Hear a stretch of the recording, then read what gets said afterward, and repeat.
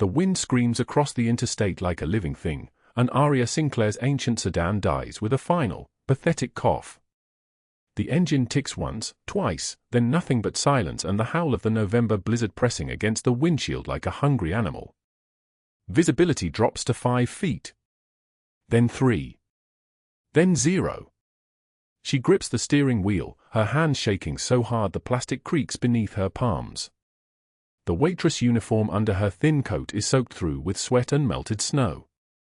Through the white wall of nothing, she counts what remains of her life, $14 in her purse, plus 20 more hidden in her left shoe, plus a handful of coins in her apron pocket that adds up to $34 total. $34. The crumpled foreclosure notice sits on the passenger seat like a curse that cannot be erased. $22,000. Due in 7 days. Her breath fogs the windshield. She wipes it clear with the back of her hand and sees nothing but white. Nothing but the end of everything. Then, through the storm, headlights cut through the darkness like blades.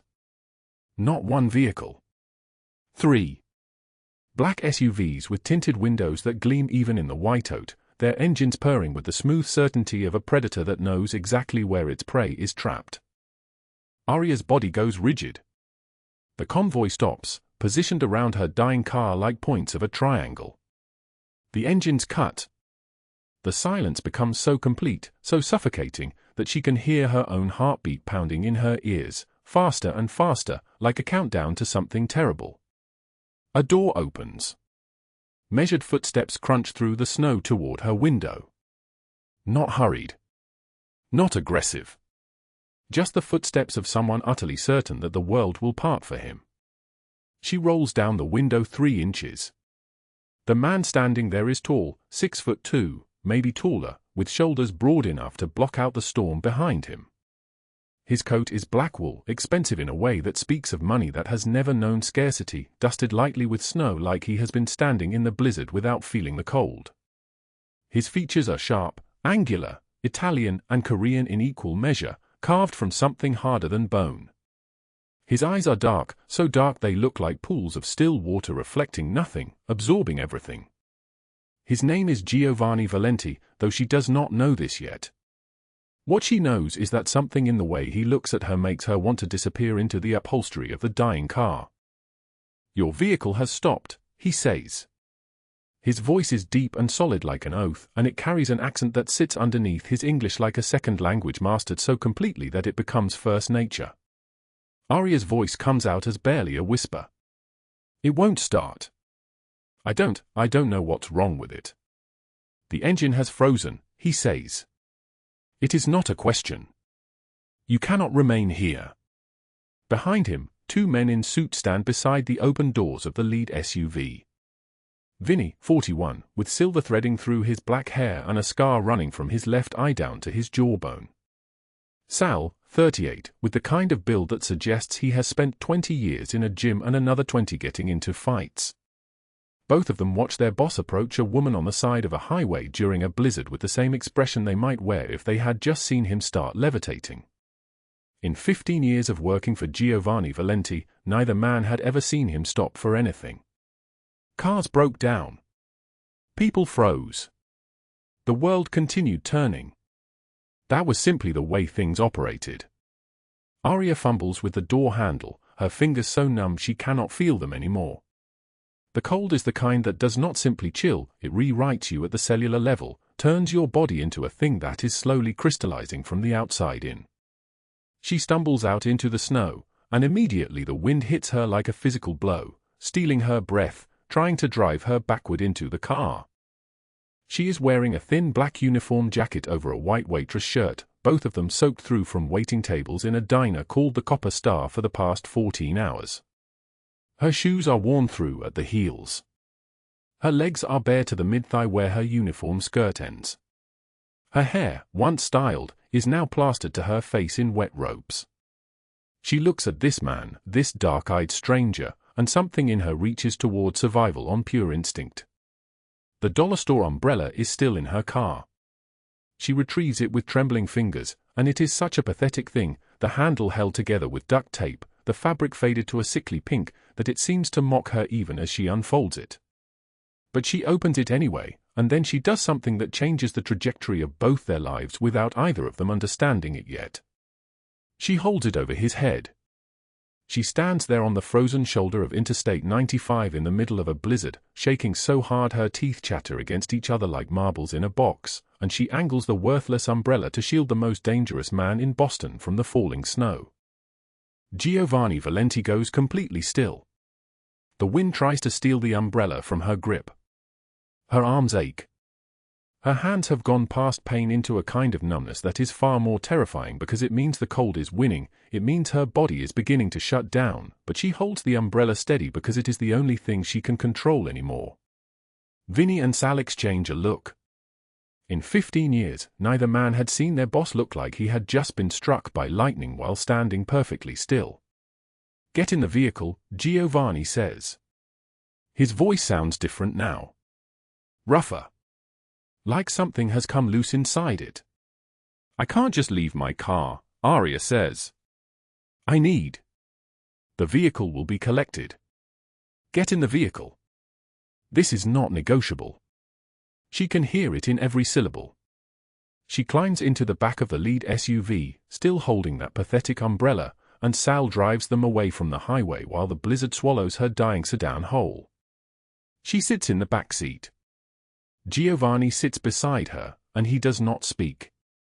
The silence stretches and stretches, and she becomes acutely aware of how completely soaked through she is, how she smells like deep fryer grease and desperation, how her hands are still trembling so violently that she cannot keep them still. "What is your name?" he asks quietly. "Aria." "Aria Sinclair." "Where do you live, Aria Sinclair?" She tells him the address.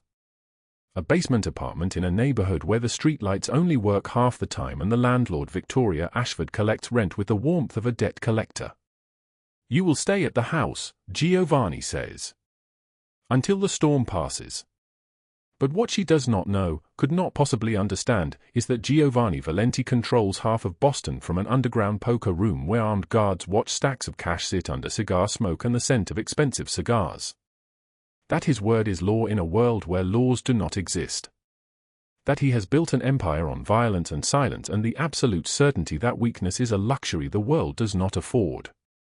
And in the back seat of that black SUV, something cold and dangerous stirs in his chest as he watches this woman with the trembling hands and the worthless umbrella, and he understands with a clarity that feels almost like prophecy that whatever comes next, his life has just been divided into two parts, before Aria Sinclair, and after. The SUV cuts through the blizzard toward his estate on the outskirts of the city. Aria pulls out her phone, her fingers shaking as she scrolls to her daughter Emma's school contact number. She needs to tell them she will not be able to pick her up, that she is stuck, that. And then she remembers. 7 days. $22,000. The foreclosure notice folded into the glove compartment of a car that is now being swallowed by snow on a highway 30 miles away. In 7 days, Victoria Ashford will change the locks. Emma will have nowhere to sleep. She closes her eyes. The storm rages outside the SUV windows, and somewhere in the darkness, the clock is ticking. 7 days earlier, the alarm on Aria Sinclair's phone screamed at 4:51 in the morning, and she woke to darkness and the sound of her own breathing. The basement apartment was cold, the kind of cold that comes from walls touching earth, from windows set so high they only showed the feet of people walking past on the street above. She lay still for 3 seconds, gathering the will to move, and then she got up. The kitchen was 7 steps from the bedroom. The ceramic jar sat on the counter where it always sat, chipped at the rim, holding everything she had left. Aria's hand shook as she pulled out the bills. 110. 4 ones. 19 quarters. 5 dimes. 23 pennies. She counted again. $34. Exactly. The same as yesterday. The same as it would be tomorrow if she did not work tonight, which she would, because not working was not an option that existed in her world anymore. On the kitchen table, the foreclosure notice lay folded into thirds. Victoria Ashford Properties. $22,000.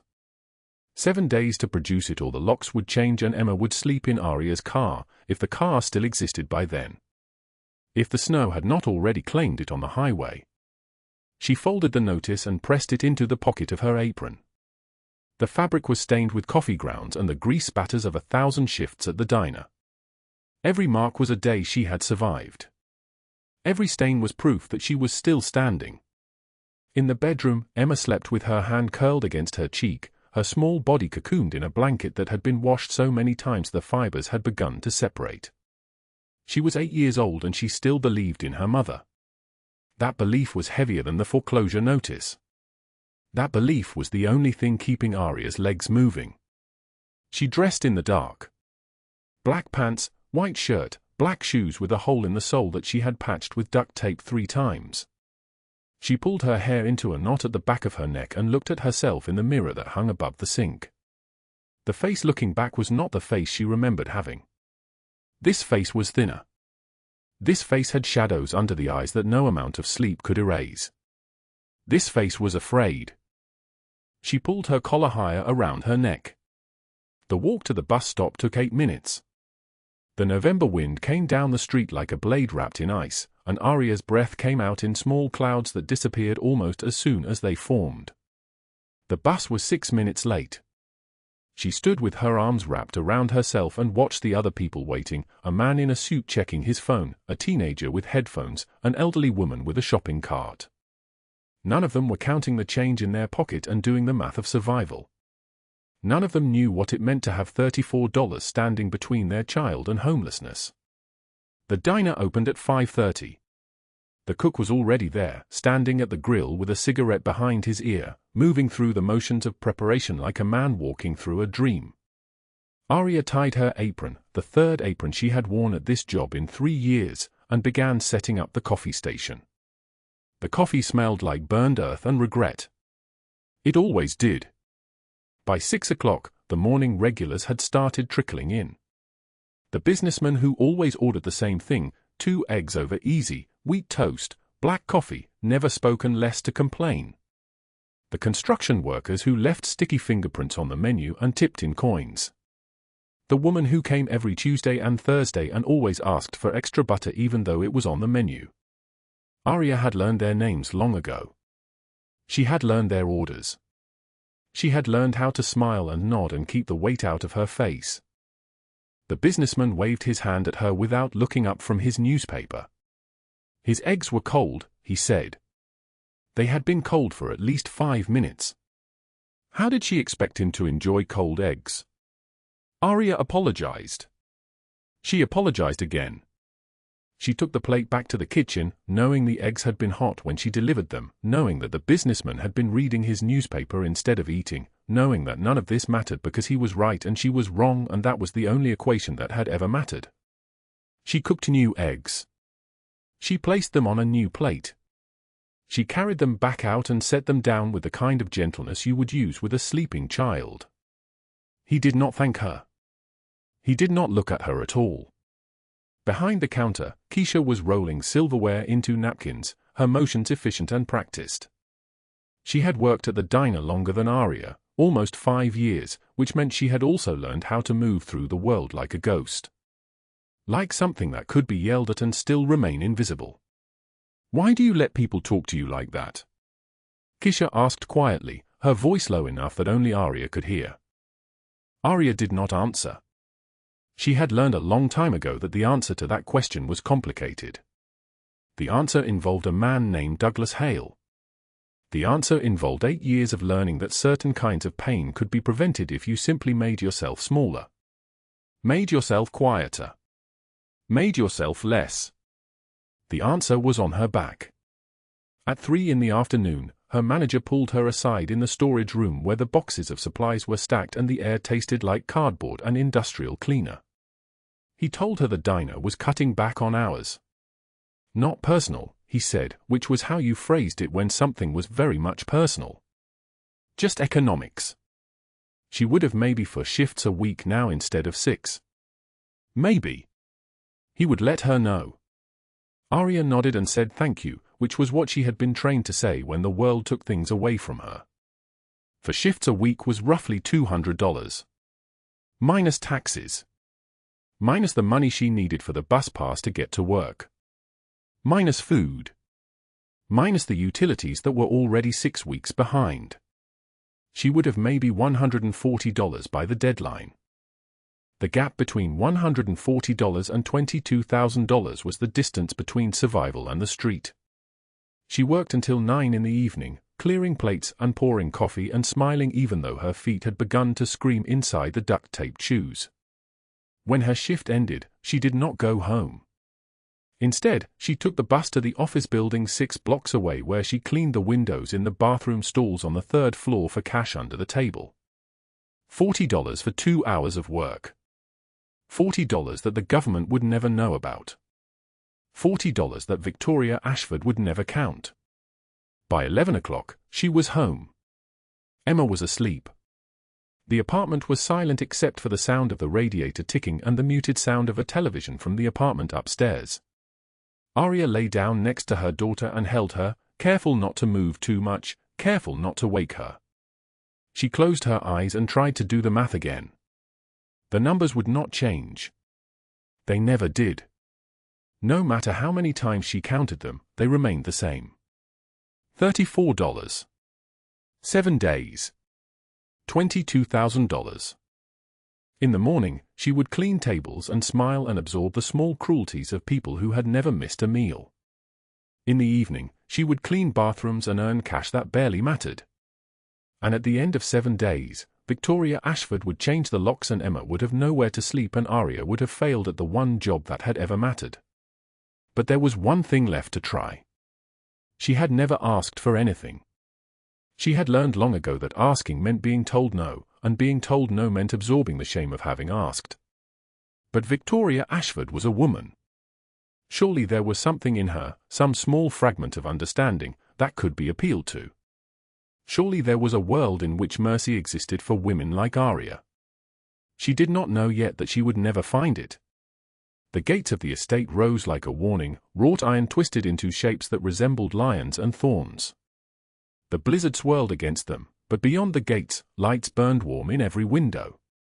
Giovanni Valenti's mansion sat back from the road, a monument to everything Aria Sinclair would never have, stone and glass and old money visible even through the whiteout.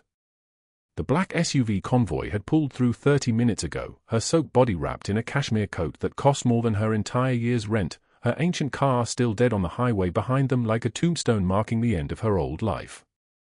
Inside, the air was warm. Her shoes left watermarks on marble floors that had probably never been marked by anything so ordinary. A man named Vinny, broad-shouldered and scarred along his jawline, handed her a thick towel without meeting her eyes. Another man, Sal, watched from a doorway with the expression of someone trying to solve a puzzle where half the pieces were missing. And then Giovanni appeared from somewhere deeper in the mansion, his movements like water finding its level, deliberate and inevitable. He was tall, at least 6'2", with dark hair silvered at the temples and a scar running from his left eye to his cheekbone like a map of something survived. The suit he wore was open at the neck, silk against his chest, and his hands held the kind of stillness that comes from a man who has learned that stillness is more powerful than noise. When he spoke, his voice came out deep and solid like an oath carved into stone. "You will stay here until the storm passes," he said. It was not a question. "I can't," Aria whispered, but her body was already betraying her, already accepting the offer, already falling into the gravity well of a man who made decisions and expected them to be followed. "You can and you will," Giovanni said, and that was the end of the discussion.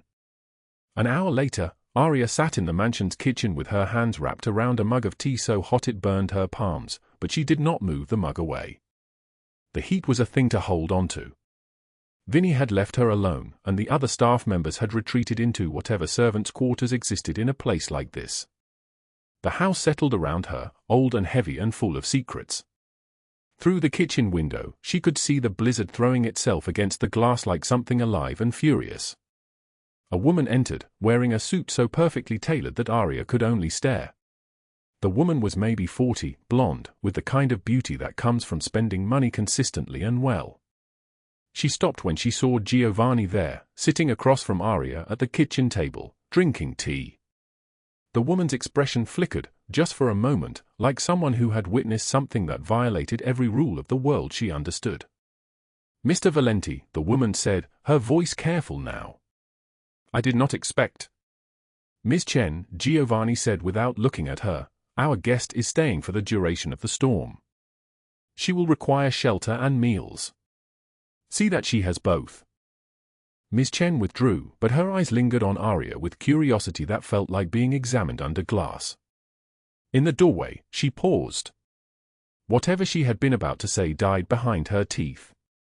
The next morning, the blizzard had not broken. If anything, it had strengthened, the world outside reduced to white noise and the sound of wind that never stopped. Giovanni found Aria in the hallway and offered her work. $200 a day, cash. His regular cleaning staff could not reach the mansion. She accepted before he finished speaking, already doing the math.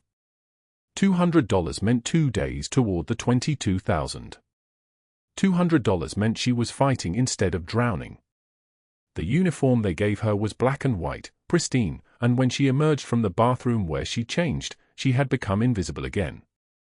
This was familiar territory, the way people looked through you when you wore the right costume of servitude. Just another staff member. Just another pair of hands that existed to clean what others dirtied.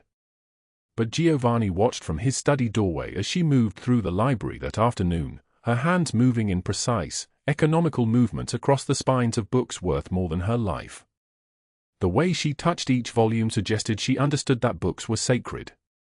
She dusted them like she was handling something that could not be replaced. That evening, a hidden door opened behind the bookshelf in the study. Giovanni descended, and the world changed. Below the mansion lay something that did not exist on any city zoning map. The poker room was enormous, dimly lit by lamps that cast everything in tones of amber and shadow. Green felt tables. Expensive wood. The smell of cigars so thick you could taste the money. Armed men in dark suits stood at every entrance, their eyes tracking movement with the precision of predators. Stacks of cash sat under those amber lights, being counted by men who probably did not bother to sleep anymore. Vinny reported on shipments, containers arriving at the docks, merchandise being distributed. Sal discussed territory disputes in neighborhoods where the name Valenti meant something like law. Giovanni listened, his jaw clenched, his fingers wrapped around a glass of something that glowed like liquid amber in the light. But his attention kept fracturing, scattering upstairs to the woman cleaning his library. "Boss," Vinny said, noticing where Giovanni's eyes had drifted, "You good?" Giovanni turned to him. His voice came out cold, absolute, like a door slamming shut. "Fine." Vinny did not push. In 15 years of working for this man, he had learned when silence was the only option. But as he walked away, he whispered something to Sal that neither man fully believed. Something's different. 3 days passed. The blizzard broke on the third morning, and the roads became passable again. Aria could have left. Instead, she called her friend Maria and asked if she could keep Emma for another few days. Every dollar from the mansion was being saved. Every hour of work bought her time. She moved through the rooms like a spectre, dusting, polishing, making herself smaller with each passing hour. But Giovanni was never far away. He appeared in doorways.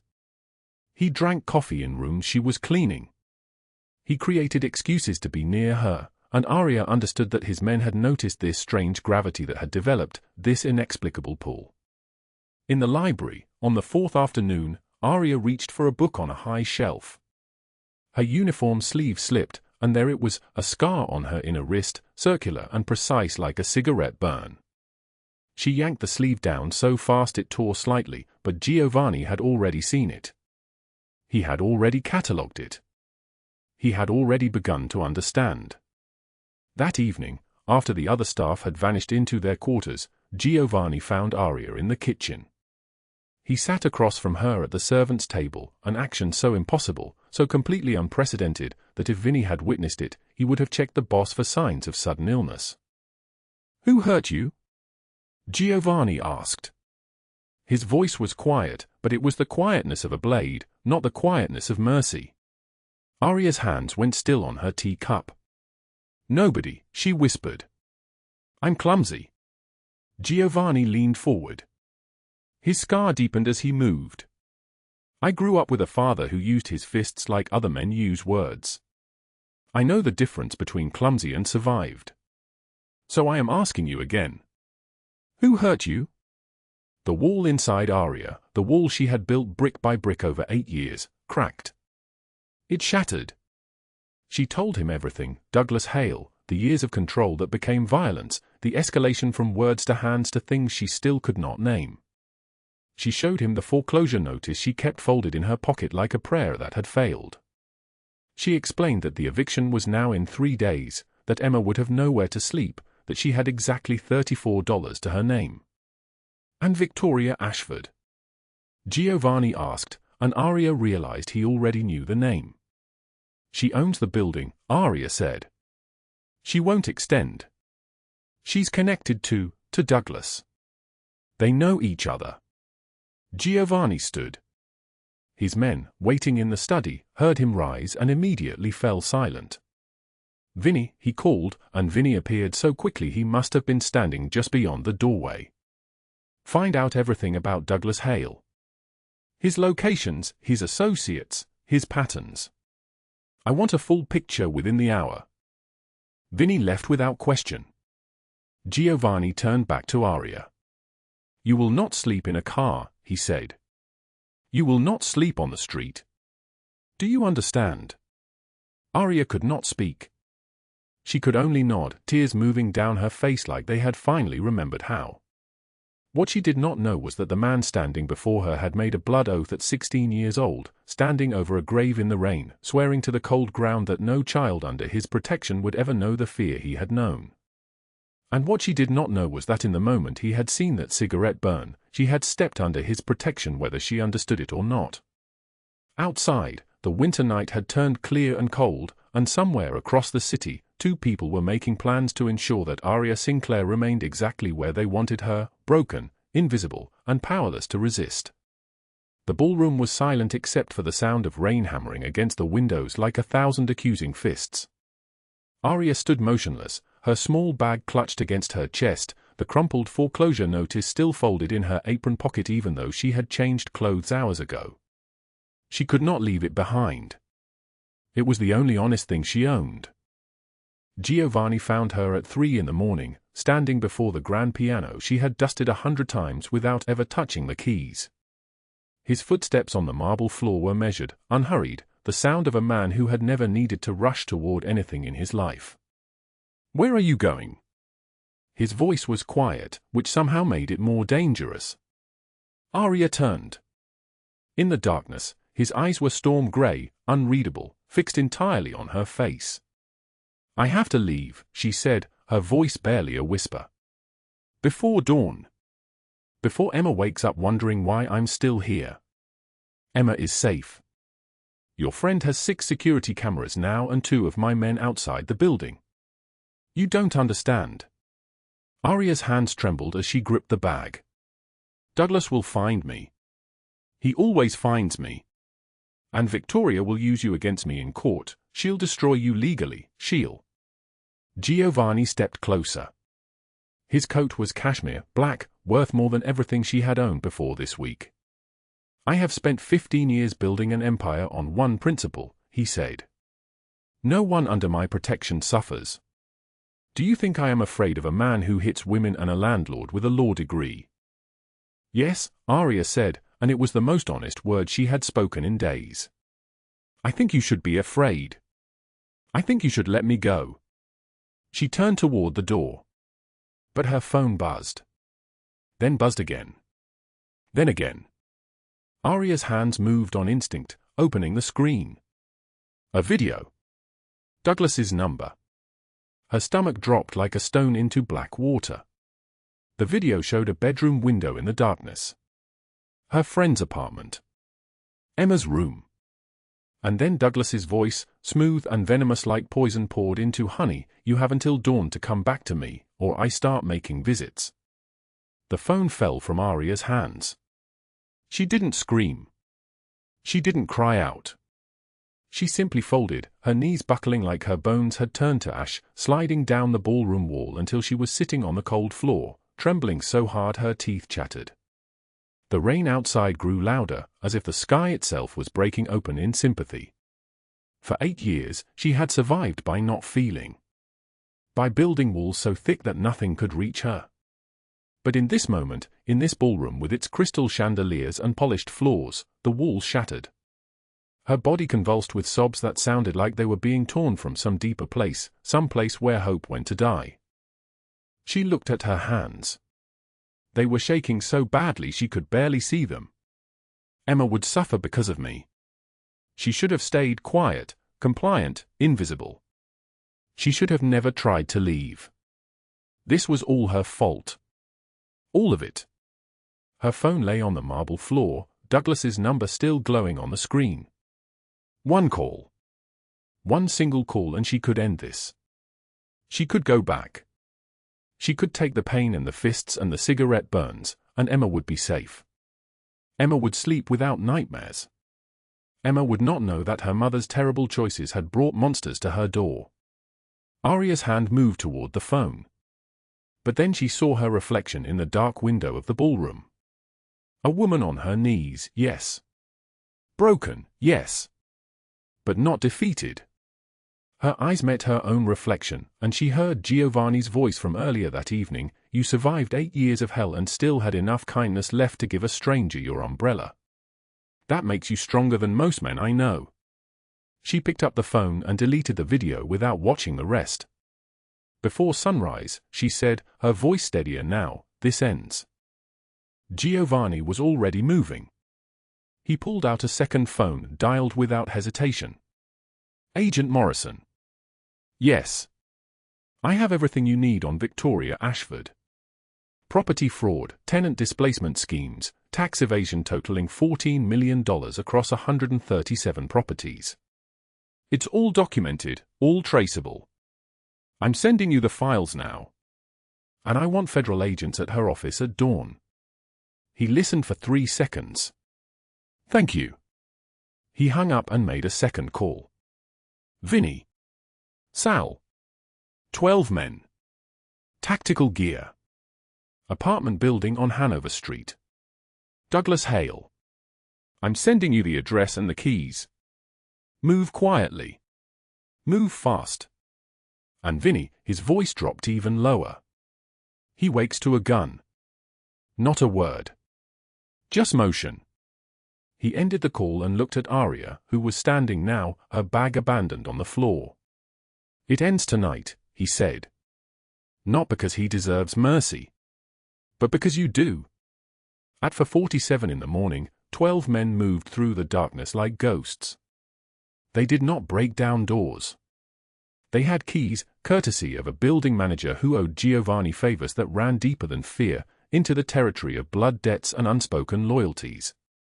Douglas Hale woke to the sensation of cold metal pressed against his forehead and Vinny's voice, steady and professional, move and you die. His hands were zip-tied before he could even draw a breath.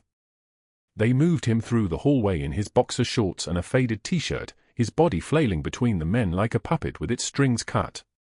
In the stairwell, he began to beg, "What is this? Who are you?" "I have friends in the department, I have." "Your friends are being arrested," Sal said without emotion. "Right now. Corruption charges. You're alone." When they reached the street level, Giovanni was waiting. His black coat hung open, revealing the white shirt beneath, perfectly pressed despite the hour. His eyes were like a blade wrapped in ice. Douglas's voice cracked. "Please. I'll leave Boston. I'll never touch her again. I'll disappear, I swear." Giovanni leaned down. His voice was low, steady, like thunder rolling across a distant sky. "You had 8 years to show mercy. She showed you mercy every single day she did not kill you in your sleep. Now you get something different. Justice." FBI vehicles pulled up simultaneously, 3 of them, their lights painting the pre-dawn darkness in shades of blue and red. Special Agent Morrison stepped out, badge already visible.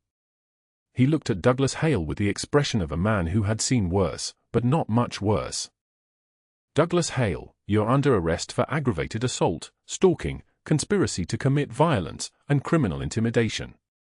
Morrison's voice was procedural, bored, the way law enforcement sounds when they are simply doing paperwork. Douglas collapsed to his knees on the cold concrete. His whole body trembled like a cornered animal, like something that had finally understood that there was no escape, that the trap had closed quietly while he slept. The cameras flashed. By dawn, the news helicopters were already in position over the federal courthouse. And at that same moment, 5 blocks away, Special Agent Morrison was leading another arrest at a downtown office tower. Victoria Ashford stood as her office door was opened. She had been expecting a normal Tuesday. She had been wearing a Chanel suit and a smile that cost her nothing because it cost everyone else everything. "Miss Ashford, you're under federal arrest." Morrison's voice carried no apology. "Fraud, racketeering, tax evasion, conspiracy to commit illegal eviction. You have the right to remain silent." Her face went white. Then red. Then something in between that looked like a skull wearing skin. "This is a mistake," she screamed at the cameras as agents led her out of the building. "I have lawyers. This is persecution." But her lawyers were already abandoning her, their phones forwarded to voicemail, their letterhead being removed from her case file as the first wave of federal subpoenas arrived. Every property she owned was seized. Every account was frozen. Her financial empire, built on the suffering of people like Aria, collapsed in real time like a building imploding. 40 years in federal prison. The same sentence Douglas received. The television in Giovanni's study played the news on loop. Aria watched from the leather chair where she had sat the night before, watching her own reflection in the window. She watched Victoria Ashford's perfect composure crumble. She watched Douglas Hale's hand shaking as he was led away. She watched both of them disappear into a system that did not care how much money they had or who they knew. The system had teeth, and those teeth had closed. Giovanni stood beside her and said simply, "It is over. You are free." The rain outside had finally stopped. The dawn was breaking gray and clear, and somewhere in the city, a little girl named Emma was waking up in a bedroom that would never be taken from her again. The gray Boston light filtered through the penthouse windows as Aria Sinclair stood motionless, watching the city transform into evening gold. 1 year had passed since the FBI agents led Douglas Hale away in handcuffs. 1 year since Victoria Ashford's empire crumbled on every news channel in America. 1 year since a little girl named Emma stopped flinching at loud noises and started drawing dragons instead of hiding under beds. Aria wore a tailored charcoal suit now, the kind that cost more than her old monthly rent. Her dark hair was pulled back in a way that showed the architecture of her face, strong cheekbones, intelligent eyes, the kind of quiet beauty that comes from surviving things that break most people. The scars on her back were still there, mapped across her skin like a geography of pain she would carry forever. But they no longer defined her. They were just evidence that she had lived through the unsurvivable and refused to break. The penthouse office overlooked Boston's skyline. 12 properties under her management. A salary that meant she would never again count dollars in a ceramic jar, never again choose between medication and food, never again lie awake calculating how many shifts it would take to make a difference. She had built this herself: education at night, work during the day, Emma in after-school care, and the quiet knowledge that no one could take this from her because she had earned it with her own hands. Footsteps sounded behind her on the marble floor. Giovanni Valenti moved without urgency, each step deliberate, controlled. He wore a black cashmere coat draped over a charcoal suit that cost what most people made in a month. His dark eyes carried the weight of 1,000 decisions, but when he looked at Aria, something in those eyes softened. Something his men would not recognize. "The city looks different when you own it," Giovanni said. His voice was deep and solid like an oath, like someone who had learned to speak in whispers because people always listened anyway. "I don't own the city," Aria replied, turning to face him. A small smile played at her mouth. "I manage property." "There's a difference." "There is," he agreed. "One is brutal. The other is honest work. He stood beside her at the window, not touching her, but close enough that she could feel the weight of his presence. Emma. Asleep. She drew something new today. A castle with a door that opens both ways. She said that so people can leave when they want to. Aria's voice trembled slightly. She's thinking about leaving. Slowly. Naturally. Not because she's running from something anymore. Giovanni nodded. In the year that had passed, he had become fluent in the language of Emma's drawings. Dragons meant bravery emerging. Castles meant safety being built. Open doors meant freedom that wasn't escape, it was choice.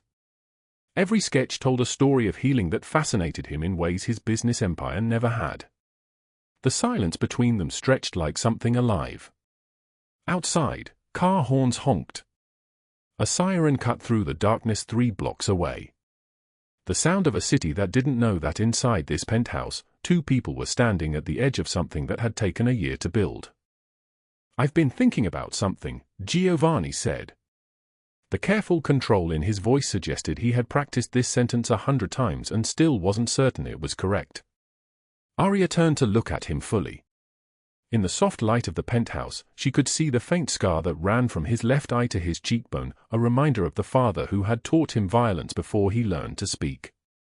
That scar had stopped terrifying her somewhere around month 4 of knowing him. Now it just looked like proof that he understood darkness the way only people who had lived in it could. I've been in love with you since the moment you opened your umbrella over my head in that blizzard, Giovanni said. The words came out careful and deliberate, like a man reading from his own heart for the first time. You gave a dying stranger shelter when you had $34 to your name. You survived 8 years of abuse and a system that didn't believe you. You built yourself from nothing into someone extraordinary. That's not luck, Aria. That's strength I've spent my whole life trying to achieve. Aria's eyes glistened. She didn't cry immediately. She stood there, processing, the way someone does when they hear a truth they've been afraid to hear. I was terrified of you for 6 months, she whispered. You controlled everything. Fixed everything. I didn't know if I was choosing you or if you were choosing for me. You chose, Giovanni said. I didn't make you come to the mansion. I didn't make you stay. I didn't make you build yourself into this. He gestured toward her, toward the woman who had transformed from a desperate waitress into someone who could manage a real estate portfolio, who could sleep through the night without nightmares, who could hold her daughter while Emma laughed instead of cried. You did that. I just made sure the men who hurt you couldn't do it again. And now? Aria asked. Now that I'm not broken? Now that I'm not desperate? Giovanni reached for her hand. His touch was gentle, nothing like the devastating power everyone knew him to possess.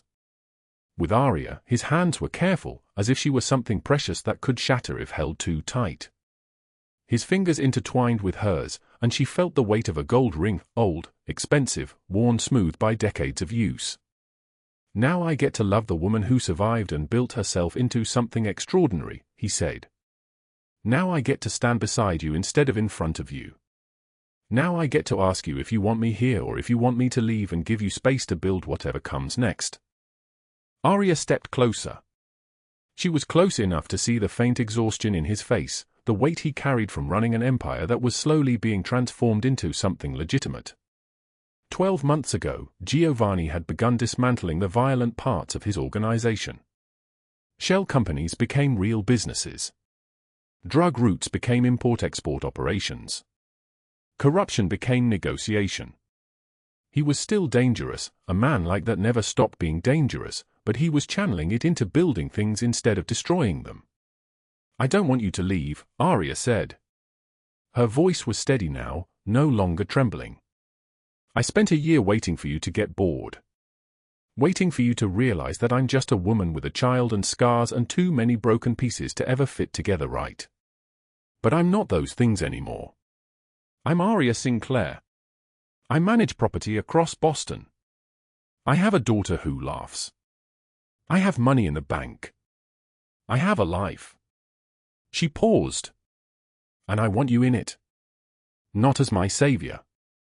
As my partner. The kiss happened like something inevitable, like gravity. His hand moved to her face, fingers gentle against her cheekbone, and she felt him trembling slightly, the way a man who never shows emotion trembles when the dam finally breaks. She had seen him tear through business rivals with a single glance. She had watched him command armies of men in suits and Italian loyalty codes. But this moment, with her, in the soft light of a penthouse overlooking Boston, made him vulnerable in a way that terrified and thrilled him. When they pulled apart, Giovanni rested his forehead against hers. I want to build something with you, Aria. Not take care of you. Not fix your problems. Build something together. You and Emma and me. My foundation, Aria said quietly. The House of Hope. I want to expand it. Women who are leaving situations like mine. Children who need someone to show them that safe places exist. I want to use the money I'm making to do that. Then I'll help you, Giovanni said. Not by controlling it. By supporting it. By standing behind you while you do the work. Outside, the city lights flickered on across Boston like 1,000 small flames refusing to go dark. Two people who had clawed their way out of hell stood in a penthouse and held each other. One had risen from poverty and abuse. The other had risen from violence and a father's fists. They had both learned to survive in different kinds of darkness. And in the aftermath, they had found each other. This is what the story means: the storm will pass, and you are far stronger than you think. To anyone trapped in the dark, to anyone who believes they have nothing left, your kindness is not weakness. Your survival is not small.